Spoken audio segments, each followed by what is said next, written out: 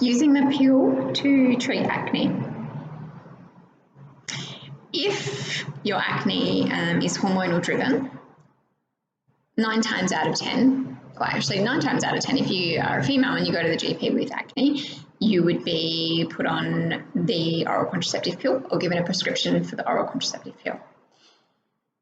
And if your breakouts are corresponding or correlating with your hormones, so if we're getting breakouts that are worse mid-cycle, that are worse just before or with our periods, that predominantly are neck, jawline, chin, chest, back, there's a good indication or a good chance that there's a hormonal driver or hormonal component to your acne.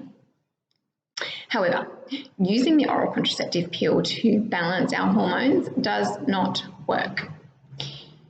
When the pill was first released and marketed as a drug, it was back in a time when contraception wasn't really widely accepted. It went against a lot of people's belief sets, and in fact I believe it wasn't even legal. So as a way to get around this, pharmaceutical companies marketed the oral contraceptive pill as a way to balance our hormones and to regulate our cycles.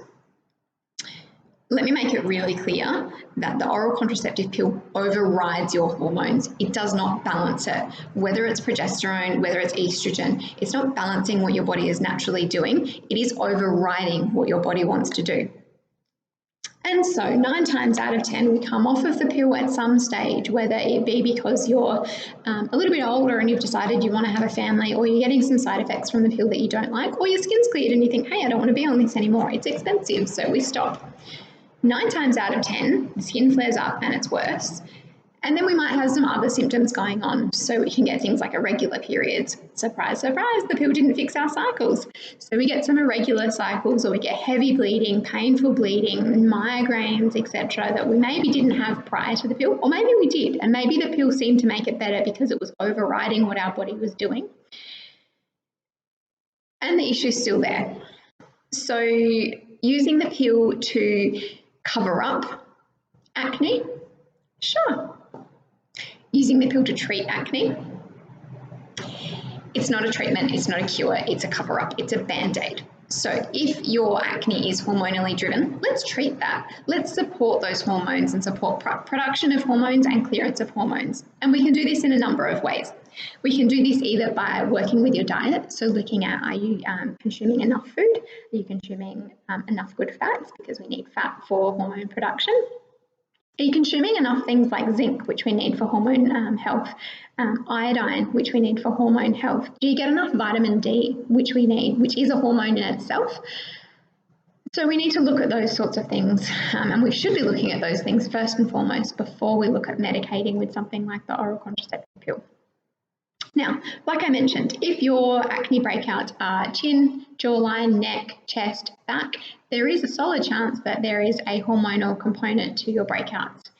And then you want to think about things like, are my cycles regular? Are they painful? Are they heavy? Are they light? Is the blood red? Is it dark brown? And what else is kind of going on around that? Do I get other PMS symptoms? Do I get breast tenderness? Am I getting really bloated with my cycles? Am I really moody? Am I teary? Am I cranky? What else is going on with our cycles? Am I getting headaches and migraines, and in particular headaches and migraines that correlate with our period? So these are things that we want to be looking at, and then we want to look at how we can treat them more naturally.